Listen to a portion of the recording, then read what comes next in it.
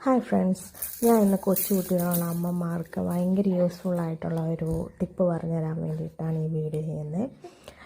6 മാസം കഴിഞ്ഞ് കഴിയുമ്പോഴത്തോട്ട് കുട്ടികൾക്ക് എന്തെങ്കിലും കുറുക്ക് രൂപത്തിൽ കൊടുത്തു തുടങ്ങാൻ ഡോക്ടർമാർ പറയും. അതിൽ അവർ ഏറ്റവും കൂടുതൽ പ്രിഫർ ചെയ്യുന്നത് തെനയാണ്.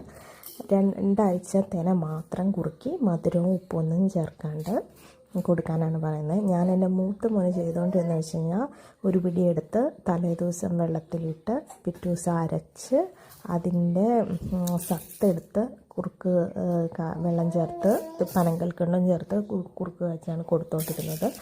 പക്ഷേ ഒത്തിരി ആൾക്കാർ പറയുന്ന കേട്ടു അതിൻ്റെ തവിട് ഉള്ളിച്ചെന്നാൽ നല്ലതാണ്. ഒത്തിരി ഗുണങ്ങളുള്ള സാധനമാണത്. അത് മുളപ്പിച്ചും കൂടെ ആണെങ്കിൽ ഒന്നും പറയണ്ട. രക്തത്തിനും നമ്മുടെ പ്രതിരോധ ശക്തിക്കും ഒക്കെ വളരെ നല്ലതാണ് തെന. അത് വലിയ ആൾക്കാർക്കും കുട്ടികൾക്കും എല്ലാം ഒരുപോലെ നല്ലതാണ്. ഞാനപ്പം തെന മുളപ്പിച്ചാണ് ഇത്തവണ രണ്ടാമത്തെ ബേബിക്ക് കൊടുക്കാമെന്ന് വിചാരിച്ചേക്കുന്നത്. അതിനായിട്ട് ഞാൻ 1 കിലോ തെന മേടിച്ചായിരുന്നു. ഞാൻ ഞെട്ടിപ്പോയി കേട്ടോ. അത് കഴുകിയപ്പം ചെളിയായിരുന്നു. ഓരോ കഴുകിനും ചെളിയാണ് ഇങ്ങനെ വന്നുകൊണ്ടിരുന്നത്.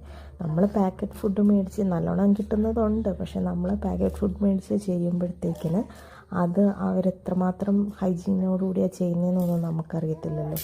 ഇത് കഴുകും തോറും അതിൽ നിന്ന് ചെളി വന്ന് ഒരു 10-15 തവണ കഴുകി കഴിഞ്ഞപ്പോഴത്തേനാണ് ഒരു ക്ലിയർ വാട്ടർ എനിക്ക് അതിൽ നിന്ന് കാണാൻ പറ്റിയത്.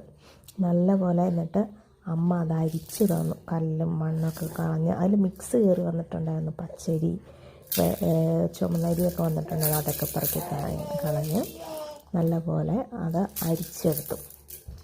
ഈ 2 ആഴ്ച തെന മാത്രം കൊടുക്കാനാണ് പറഞ്ഞത്. അതിന് പല പേര് പറയുമല്ലോ, പഞ്ഞപ്പുല്ലെന്നൊക്കെ പറയും കുറുക്കി കൊടുക്കാൻ വേണ്ടിയിട്ട്.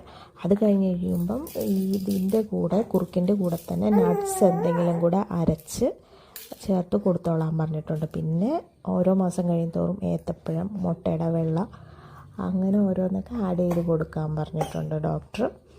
അപ്പം ഞാനിത് മുളപ്പിക്കാൻ വേണ്ടിയിട്ട് നല്ലോണം കഴുകി അത് കുതിർത്ത് വെച്ചു. കുറച്ച് ഒരു 5 തൊട്ട് 6 മണിക്കൂർ വരെ കുതിർത്ത് വെച്ച് അത് വേറൊരു തുണി എടുത്ത് ഇതിൻ്റെ വെള്ളം കളഞ്ഞ് വേറൊരു പാത്രത്തിലോട്ട് മാറ്റി നനവുള്ള തുണി അങ്ങനെ കെട്ടി 1 ദിവസം മുഴുവൻ കെട്ടിവെച്ചു കഴിഞ്ഞ് പിറ്റേ ദിവസം തുറന്ന് നോക്കിയപ്പോഴത്തേന് വെള്ളം മുഴുവനായിട്ട് ഊറ്റിക്കാൻ ചെറിയൊരു നനവേ ഉണ്ടായുള്ളൂ.